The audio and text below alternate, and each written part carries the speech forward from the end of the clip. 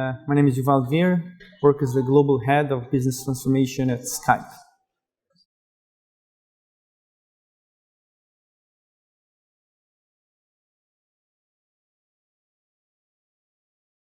I think like everything in organizations today, you need to have the right balance.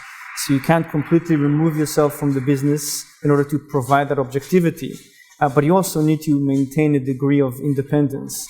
So you won't have the day-to-day views that the business has, that the divisions have. So the right balance between it, and I can't say exactly where would you put that point, but the right balance would work well.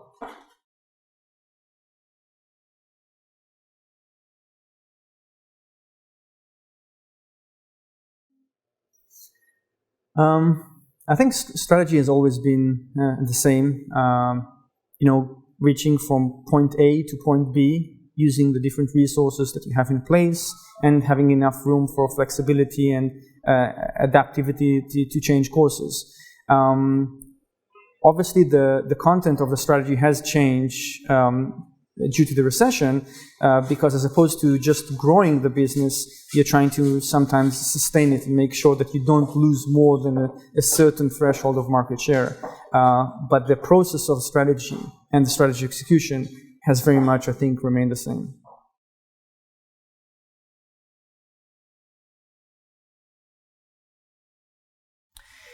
So you need to be a versatile business manager. So it doesn't mean that you just need to be analytical. You need to be analytical. You need to understand people, which is important because people are the ones that eventually carry out the strategy, and you need to fit your strategy planning to the people. Data-driven, analytical. You need to have the ability to view things from a very kind of 30,000-foot view, high-level view, but also drill down when necessary. So just like in business, you need a balance between, control, innovation, empowerment, flexibility, and accountability. The same thing is required by a strategist. You need to have the ability to remove yourself and be objective. You need to have the ability to put yourself in other people's place, mindset, and so on. Because from that, you could actually build the picture by taking all those data points and providing us a coherent strategy.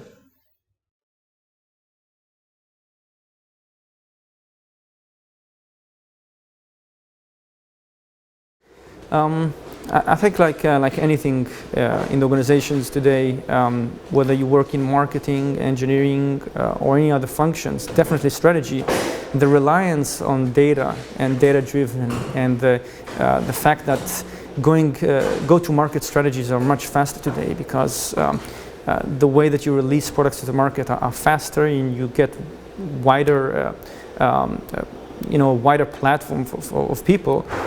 Then that should change. And I think it shouldn't change in terms of the planning, but you don't necessarily need to have a perfect plan before you release it and trial it. So that sort of experimentation on customers is something that we're going to see more and more of. And I think in the manufacturing industry, which is different than the software industry, where it's harder to release, I think that's where the 3D printing is going to help them experiment as well with specific target groups as well.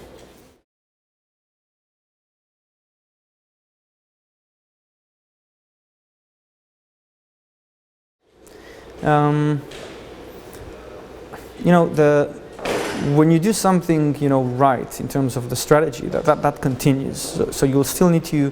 The key of strategy is to gather different points of information, of data points, put them together in order to understand, connect the dots, add to that the intuition, the experience, and so on, and you get the strategy.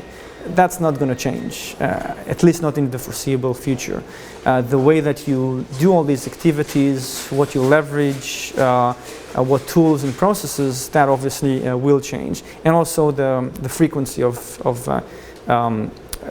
going back to that strategy and changing it will change as well.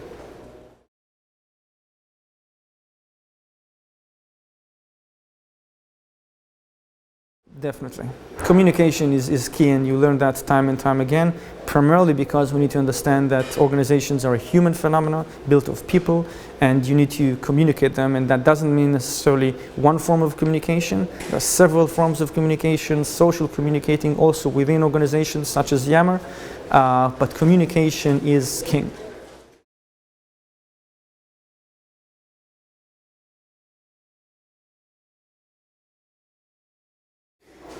Very, very difficult. I mean, that's where you really need to build a trustful, a credible relationship with the business. And the way you do that is that you showcase the fact that you're genuine, you want to add value to the organization, and you know what you're talking about. It's an iterative process, but once you get that trust, you get that credible, people understand that you're genuine, people will start listening to you, and you always need to follow up with actions and deliver on what you say, otherwise you're going to lose that traction very fast.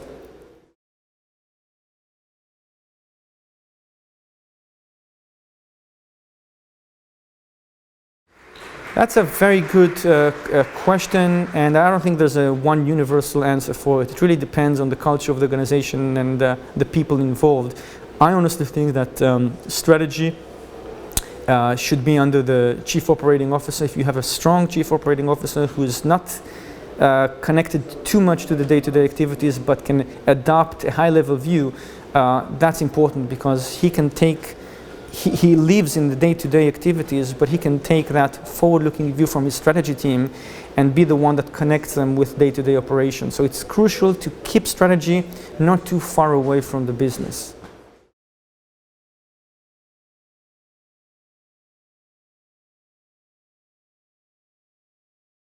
So as you increase in size and scale, that's you increase in complexity as well. And the way to remove that complexity and those roadblocks is not necessarily to create a more bureaucratic organization with too many processes.